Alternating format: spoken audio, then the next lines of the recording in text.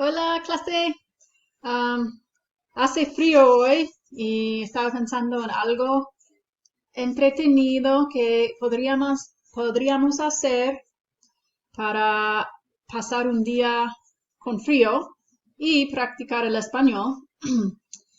Así que elegí mostrarles una película, pero como no estamos en clase, ustedes pueden individualmente decidir lo que van a mirar.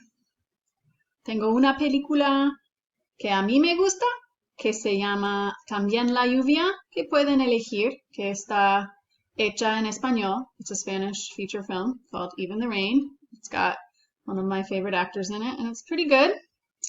It's about modern day issues in Latin America as well as uh, the conquest. It kind of melds everything together. It's pretty good.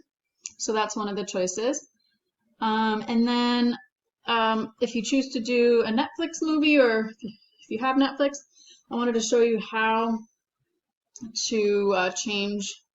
It's probably you all know how to do it, but how to change the audio to Spanish. So what I'd want you to do is to watch the movie in Spanish, and your choice if you want the subtitles. Most people would probably choose to have the subtitles on, but if it's a movie you know really well, if it's a movie you've seen a lot, you could take those subtitles off.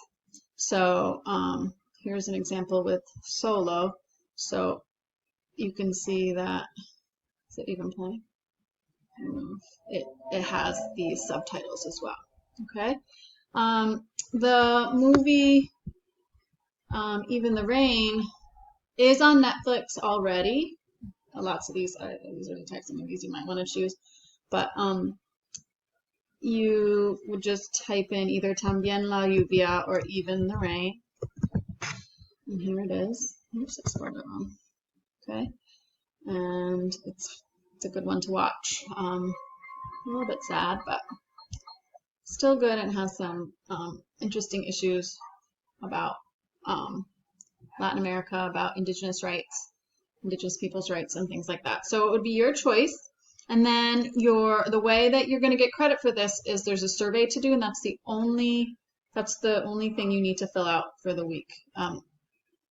Except for obviously the two discussions for the video and the daily discovery, which you already did, but this is the only thing you have to do is watch a movie and fill out the survey. Okay, so I hope you enjoy that. It kind of serves as a way for people to rest and relax and regroup and maybe catch up.